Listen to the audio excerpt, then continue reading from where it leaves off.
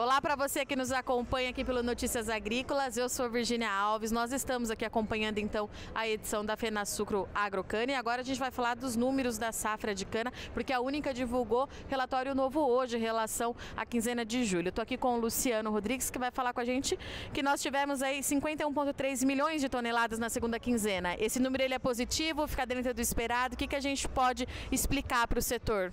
Bom, nessa segunda quinzena, a moagem das usinas do Centro-Sul foi um pouquinho menor do que na mesma quinzena do ano passado. Nós tivemos chuva em algumas regiões produtoras, então isso fez com que a moagem reduzisse um pouquinho.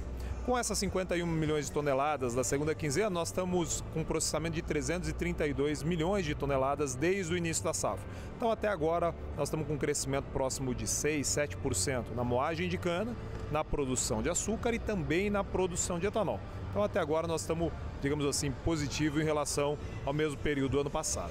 Luciano, essa é uma safra que a gente tem algumas características que a gente vem observando aí, né, ao longo dos meses. Ela começou mais cedo, um tempo muito seco, agora choveu em algumas áreas, mas se a gente pudesse definir essa safra até aqui, né, o que a gente pode falar para o setor? Como é que os trabalhos andaram aí no campo?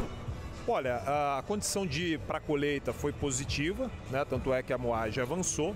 Por outro lado, a falta de chuva deve prejudicar o desenvolvimento da lavoura, especialmente a lavoura que vai ser colhida daqui para frente. Até o final do mês de junho, a queda de produtividade dos canaviais estava em torno de 3%. No mês de julho, a queda de produtividade no mês foi de 10% no Centro-Sul, com destaque para o estado de São Paulo. A quebra agrícola em julho no estado de São Paulo foi próxima de 15%, e em algumas regiões chegou a 20%. Então, a expectativa é que essa safra seja um pouco menor do que a safra passada. Isso já era esperado, né? Afinal de contas, a safra passada foi a safra recorde de produção, mas essa queda está sendo um pouco mais elevada do que se imaginava no início do ano, em função dessa condição climática mais seca que deve prejudicar a lavoura que vai ser colhida daqui para frente. Em relação a esses dados atualizados da Única, quando a gente fala em produção de açúcar e etanol, o que a gente tem de novidade? Olha, a produção de açúcar, em função dessa condição climática diferenciada, ela está um pouco aquém do que o mercado esperava, né? A qualidade da cana-de-açúcar não está adequada e isso prejudica a produção de açúcar.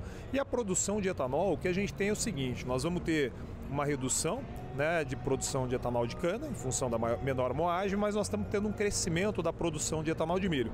Deve atingir próximo de 7 bilhões e meio de litros, ou seja, deve superar 20% da produção de etanol do Centro-Sul. Então uma coisa vai compensar a outra e a nossa expectativa é que isso daí, mais a redução de exportação de etanol e mais o estoque de passagem que foi mais elevado, ofereça ao consumidor brasileiro o mesmo volume de etanol que a gente ofereceu na safra passada ou algo muito próximo.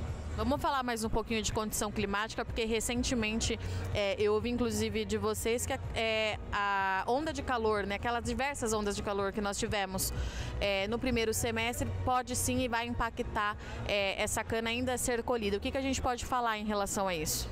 Olha, de fato essa expectativa, a condição é muito diferente entre as regiões do estado de São Paulo. Então, se a gente pegar, por exemplo, um estado como Goiás, a produtividade está mais alta esse ano em relação ao ano passado.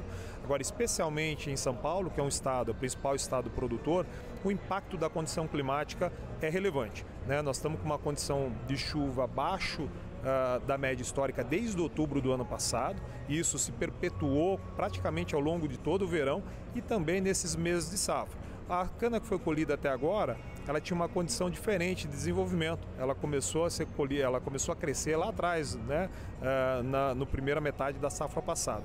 A cana que vai ser colhida daqui para frente vai apresentar essa quebra agrícola, por isso que a expectativa é que o aumento de moagem que a gente observou até agora, 6, 7%, acabe se resultando no final da safra uma retração de moagem em relação ao ano passado. Ainda assim é uma safra muito positiva, né, Luciano? Olha, ainda assim é uma safra grande, né? Nós estamos falando que é uma safra menor do que do ano passado, mas é uma safra maior do que a safra de 2022, maior do que a safra de 2021. Então, ainda é um patamar de produção elevado, né? Uma oferta de etanol, especialmente para o mercado interno, relevante, né? O que vai cair de etanol de cana aumenta de etanol de milho, como eu já mencionei, mais retração de exportação. Então, nós vamos ter para o consumidor brasileiro uma oferta expressiva de etanol. E no caso do açúcar, né, nós estamos passando por um período no mercado mundial que a produção também está se restabelecendo estabelecendo em outros países, e aqui no Brasil a gente deve ter uma retração em relação ao ano passado.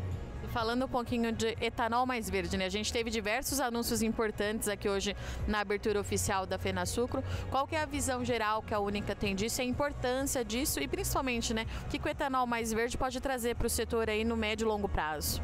Olha, o Etanol Mais Verde é uma iniciativa inovadora de cooperação entre o setor privado e o setor público, em que se estabelece um ganha-ganha e se traz, obviamente, benefício para a sociedade como um todo. Ele começou lá atrás, 2007, 2008, com o principal propósito de antecipar o término da queima da cana-de-açúcar. Ela praticamente se encerrou há cerca de uma década aqui no estado de São Paulo. E aí a gente aproveitou essa iniciativa e o sucesso dessa iniciativa para endereçar outros temas relacionados à sustentabilidade do setor no estado.